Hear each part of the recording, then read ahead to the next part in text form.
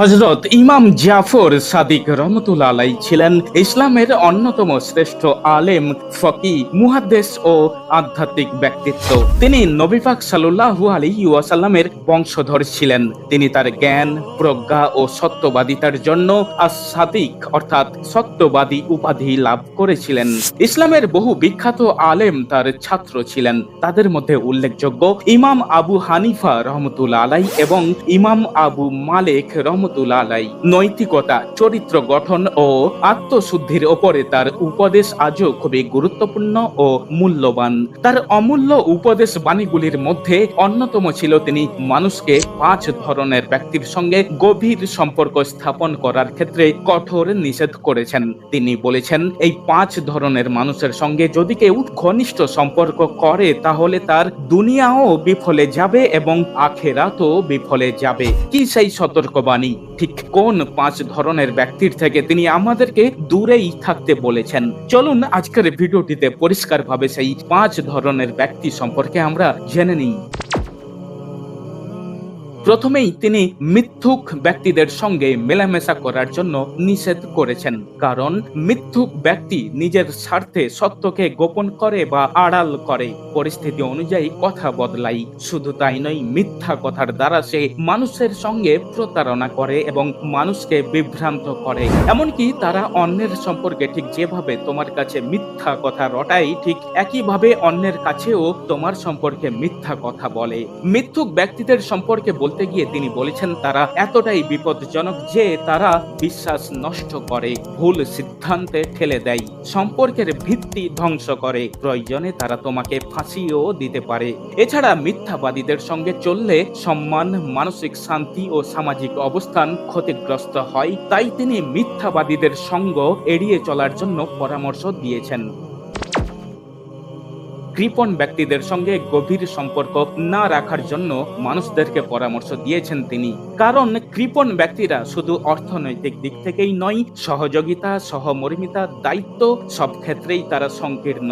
অর্থাৎ কৃপণ ব্যক্তিরা সবসময়ই নিজের সুবিধা দেখে কিন্তু অন্যের প্রয়োজনে পাশে দাঁড়ায় না, অন্যের কাছে থেকে সাহায্য নেয় কিন্তু তার প্রতিদান দেয় না, এমনকি বন্ধুকেও হিসাবের খাতায় দেখে। তাই কৃপণ মানুষরা এমন, তারা তোমাকে ব্যবহার করবে কিন্তু তোমার প্রয়োজনে অদৃশ্য হয়ে যাবে। সেই জন্যই ইমাম জাফর সাদিক রহমতুল্লাহ আলাইহি বলেছেন যে শুধু নিতে জানে, দিতে জানে না। অর্থাৎ কৃপণ ব্যক্তিদের সঙ্গে যতটা পারো দূরত্ব বজায় রেখেই চলো, তাতে তোমার মঙ্গল হবে।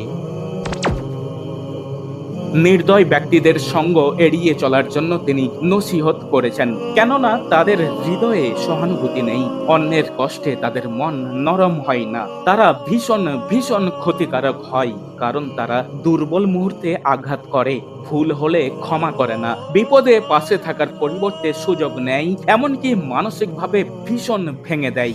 নির্দয় মানুষেরা অন্যের দুর্বলতাকে অস্ত্র বানায়। নির্দয় মানুষ সম্পর্কে বলতে গিয়ে তিনি বলেছেন, যখন তুমি কষ্টে থাকবে তখন সে সহানুভূতির বদলে তোমার কষ্টকে আরো বড় করে তুলবে। তিনি আরো বলেছেন, যার হৃদয়ে দয়া নেই তার কাছ থেকে সহানুভূতি ও নিরাপত্তা আশা করা ভুল।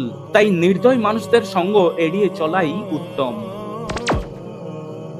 চতুর্থ নম্বরে তিনি কাপুরুষ ব্যক্তির কাছ থেকে দূরে থাকার পরামর্শ দিয়েছেন। কাপুরুষ কে?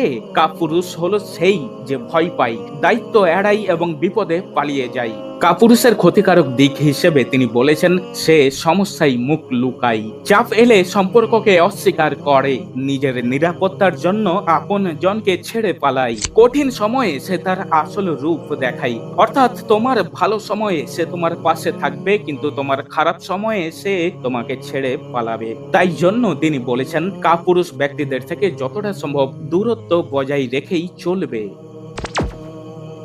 5 নম্বরে তিনি ফাসেক ব্যক্তিদের থেকে নিজেকে সুরক্ষিত রাখার জন্য নসিহত করেছেন। ফাসেক বলতে বোঝায় যে ব্যক্তি নৈতিকতা, ধর্ম, মানবতা সবকিছু ভুলে শুধু প্রবৃত্তি আর লোভের পথেই চলে। তাদের মধ্যে সীমাহীন লোভ, বিশ্বাসঘাতকতা ও নিজের স্বার্থে অন্যের যে কোনো ক্ষতি করতে তারা দ্বিধা করে না।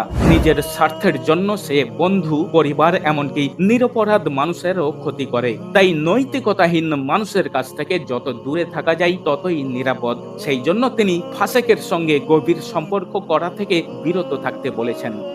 তো বন্ধুরা, এই ভিডিওটি থেকে আমরা কি শিখলাম?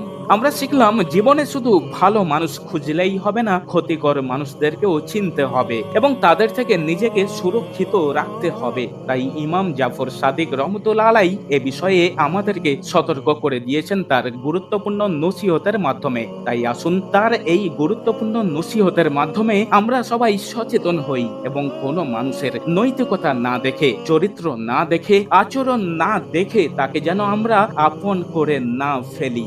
পরিশেষে সঠিক মানুষের সঙ্গ জীবনকে সুন্দর করে আর ভুল মানুষের সঙ্গ জীবনকে ধ্বংস করে, অন্ধকারে ঠেলে দেয়।